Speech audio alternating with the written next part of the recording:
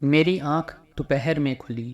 نہا دھو کر تازہ دم ہو کر میں نے کھانا کھایا اور بستر پر دراز ہو کر ترکن کی انگوٹھی کی مدد سے کنول کی خبر لی۔ اس کے گھر میں خوشیاں لوٹ آئی تھی اور گھر میں راشن اور ماں کی دواؤں سے ان لوگوں کے چہروں کی رونق بحال ہو گئی تھی۔ میں نے کنول کے دل کا حال جاننا چاہا۔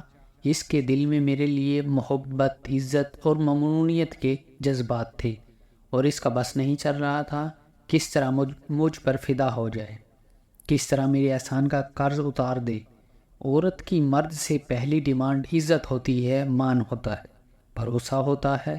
جو مرد اپنی عورتوں کو، خواہ وہ بیویاں ہوں یا ان کی محبت، یہ سب کچھ نہیں دے پاتا، وہ انہیں کھو دیتی ہے۔ اگر محبت یا پسند ہو تو آخر کار ختم ہو جاتی ہے۔ اگر میاں بیوی کا رشتہ ہو تو عورت صرف مرد کو برداشت کرتی ہے، مجبوریوں اور ضرورتوں کے بوجھ تلے۔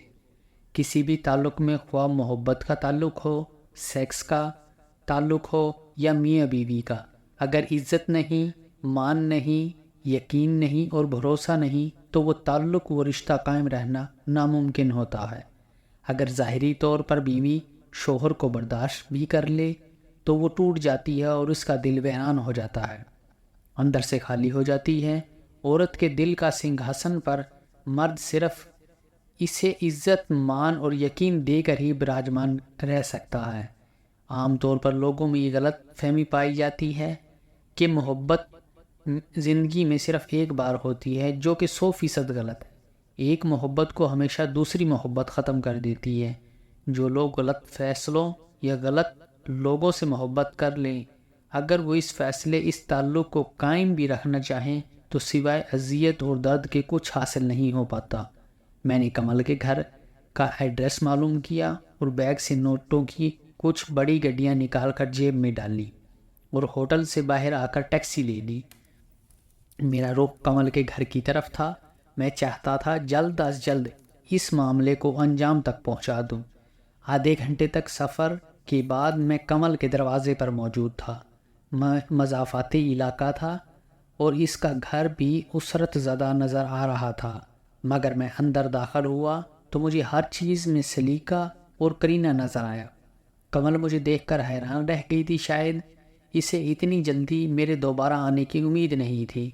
اس نے مجھے ڈرائنگ روم میں بٹھایا جہاں کوئی فرنیچر نہیں تھا مگر زمین پر صاف ستھری چاندنی اور تکیے رکھ کر فرشی نشست کا اہتمام کیا ہوا تھا۔ کچھ دیر میں کنول کے چائے کپ اور بسکٹ کے ساتھ نمودار ہوئی۔ اس کا چہرہ اندرونی خوشی سے کھلا ہوا تھا۔ چائے رکھ کر وہ میرے سامنے بیٹھ گئی۔ مجھے یقین نہیں آ رہا، میں نے اس کی بات مکمل ہونے سے پہلے پیار بھری چٹکی اس کے بازو میں کاٹ لی۔ آ گیا یقین، میں مسکرایا۔ کنول کھلکھلا کر ہنس پڑی۔ ہاں، آ گیا ہے یقین، مگر پھر بھی کیا؟ میں نے کہا تھا آؤں گا، تو پھر نہ کا کیا سوال؟ اچھا، کیا آپ آئے؟ بہت خوشی ہو رہی ہے مجھے، دل سے۔ خوشی دل سے ہوتی ہے یا دماغ سے؟ میں نے اسے چھیڑا۔ خوشی تو دل میں ہی ہوتی ہے، ہاں، محسوس دماغ سے کروانا ہے۔ کیوں؟ کنول نے عقل مندی سے جواب دیا۔ اچھا سنو، میری زندگی اور معاملات کا کچھ پتہ نہیں ہے۔ تم گھر کی بڑی ہو اور تمام فیصلے بھی اب تمہارے ہاتھ میں ہیں۔ کیا تمہیں مجھ پر بھروسہ ہے؟ آپ کو نہیں لگتا؟ ایسا کنول نے الٹا سوال کیا۔ لگتا ہے، تب ہی تو میں یہاں تمہارے سامنے بیٹھا ہوں۔ میں نے آپ کو اپنا آپ رات کو ہی سونپ دیا تھا۔ کنول کی آنکھوں میں حیا کے تاثرات ابھر آئے۔ عورت جب دل سے کسی کو اپنا مان لیتی ہے تو وہ پھر اپنی جان، مال، عزت، آبرو، ہر چیز اس مرد پر نچھاور کر دیتی ہے۔ اگر میں کہوں کہ یہ ملک چھوڑ دو اور کسی دوسرے ملک چلو، پھر؟ میں نے اس کی آنکھوں میں دیکھا۔ میں آپ کے ساتھ دنیا کے آخر کنارے تک بھی جانے کے لیے تیار ہوں۔ یقیناً آپ نے میرے لیے کوئی فیصلہ کرتے ہوئے میری ماں اور بہنوں کو بھی مد نظر رکھا ہوگا، تو مجھ سے پوچھنے کی کیا ضرورت؟ آپ حکم کریں۔ صرف کنول مسکرائی۔ میں نے اس کا چہرہ ہاتھوں میں لے کر چوم لیا۔ شکریہ اس یقین اور بھروسے کے لیے کنول۔ نہیں شاشین، جو یقین اور بھروسہ آپ نے مجھے دیا، مجھے میری نظروں میں سرخرو کیا، میری عزت رکھی، مجھے مان دیا، اس کے جواب میں تو یہ کچھ بھی نہیں ہے۔ اچھا یہ بتاؤ تمہاری امی یہاں سے جانے کے لیے تیار ہو جائیں گی؟ میں نے پوچھا۔ کیوں نہیں ہوں گی، یہاں ہمارا ہے ہی کون؟ چند رشتہ دار جنہوں نے ابو کے مرنے کے بعد سے کبھی پلٹ کر نہیں پوچھا۔ کبھی کوئی راستے میں نظر آ جائے تو منہ پھیر کر گزر جاتے ہیں۔ ہمارا کیا ہے یہاں؟ مگر میں پوچھ سکتی ہوں آپ مجھے کہاں لے جانا چاہتے ہیں؟ کنول، میرے لیے تو ساری دنیا ایک جیسی ہے، مگر میں چاہتا ہوں تم کراچی چلی جاؤ۔ کنول کی آنکھوں میں حیرانگی کے تاثرات ابھرے۔ پاکستان میں وہاں کیا ہے؟ اور میری بلکہ ہم سب کی شہریت یہاں کی ہے، وہاں کیسے ممکن ہوگا جانا؟ پھر یہ سب مسائل مجھ پر چھوڑ دو، بس تم لوگ جانے کی تیاری کرو، اور یہ گھر اور سامان وغیرہ بس چھوڑ دو اسے ایسے ہی۔ اگر وہاں نہ سیٹ ہو سکو اور کبھی واپس آنا چاہو تو آ جانا، رہ گیا سامان تو اس کی ضرورت نہیں، وہاں ہر چیز کا انتظام ہو جائے گا۔ میں نے جیب سے نوٹوں کی ایک گڈی نکال کر اس کی طرف بڑھائی۔ یہ رکھ لو، اور کپڑے اور دیگر ضروری چیزیں خرید لو، میں کاغذات وغیرہ بنواتا ہوں۔ کنول کے چہرے پر اتنے پیسے دیکھ کر حیرت اور بے یقینی کے تاثرات ابھر آئے تھے۔ اتنے پیسے؟ اس کے منہ سے بس اتنا ہی نکل سکا۔ میں نے جیبوں میں موجود باقی نوٹوں کی گڈیاں اس کے سامنے ڈھیر کی تو اس کی آنکھیں حیرت سے پھٹنے کے قریب ہو گئی۔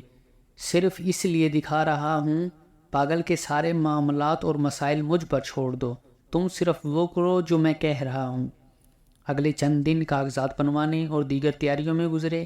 اس نے اپنی ماں اور بہنوں کو کس طرح راضی کیا، انہیں کیا کہا، یہ سب معاملات میں نے نہ ہی پوچھے نہ اس کی ضرورت محسوس کی۔ کاغذات بننے کے ٹھیک 3 دن بعد ہم کراچی میں تھے۔ کراچی پہنچ کر میں نے سب کو شاہراہ فیصل پر ایک ہوٹل میں ٹھہرا دیا۔